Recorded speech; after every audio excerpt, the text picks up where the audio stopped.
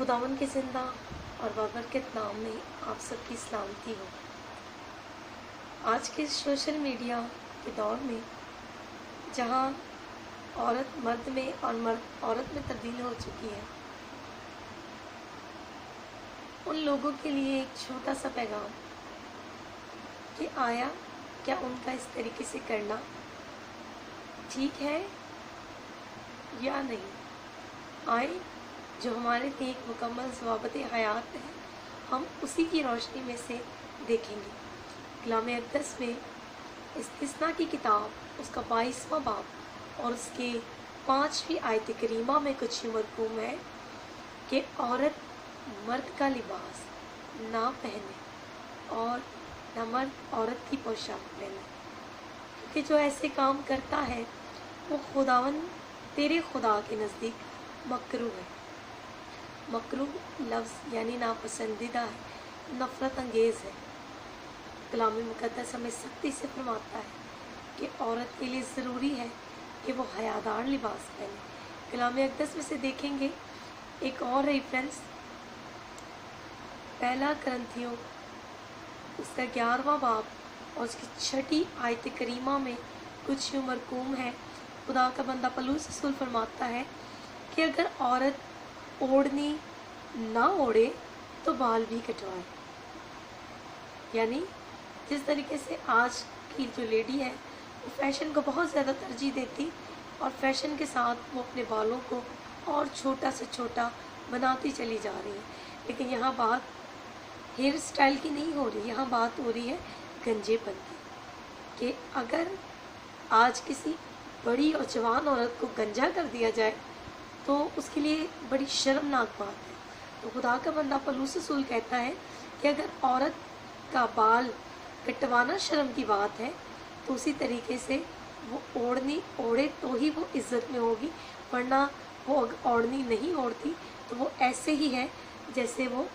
बिना सर की एक औरत घूम रही है, यानी गंजे सर। कलाम अक़दस हमें लिबास के बारे में भी बताता है। अगर हम पहला तीमुथियुस उसका 2रा बाब और उसके 9 और 10 आयत को पढ़ें तो वहाँ पर हमें ये बात वाज़ेह लफ्ज़ों में मिलती है कि इसी तरह औरतें हयादार लिबास से शर्म और परहेज़गारी के साथ अपने आप को संवारें। शर्म और परहेज़गारी के साथ,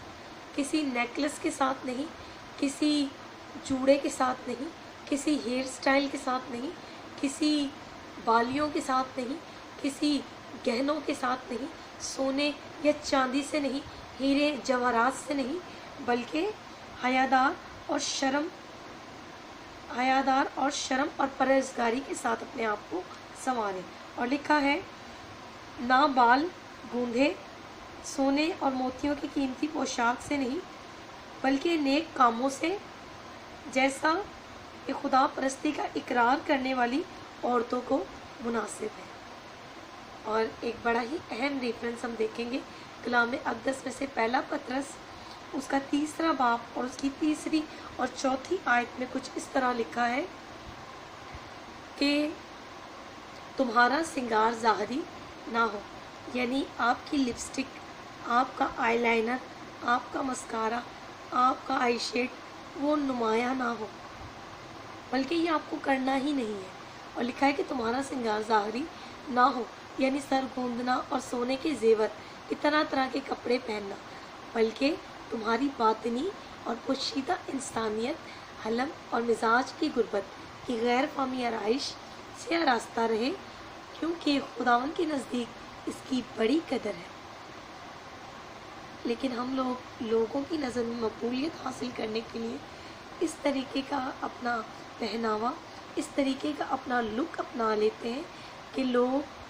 बज़ाहिर उस वक्त तो हमारी तारीफ़ कर रहे होते हैं, लेकिन बाद में वो कहे लगाते हुए कहते हैं कि इसने अपने आप को चलता फिरता एक फैशनेबल जो फ़ोटोशॉप है वो बना लिया है, या चलता फिरता फैशन शो बना लिया है। लेकिन ऐसी चीज़ों की खुदा के नज़दीक कोई कदर व कीमत नहीं है। तो मेरे अजीज़ों, मेरी बहनों और मेरी माँओं, मेरी बेटियों, मेरी आप सबसे एक ही रिक्वेस्ट है کہ جیسا کلام اقدس آپ کو چاہتا ہے کہ ایک مسیحی عورت ویسی نظر آئے، تو ضرور ہے کہ ہم اسی ریت کو اپناتے ہوئے، فالو آؤٹ کرتے ہوئے سر پر اوڑھنی اوڑھیں، میک اپ کرنے سے گریز کریں اور اپنے اندر سادگی اور پرہیزگاری کو اس قدر اولین درجہ دیں کہ تاکہ دنیا نہیں، لوگ نہیں، لڑکے نہیں، غیر مرد نہیں، بلکہ آپ کا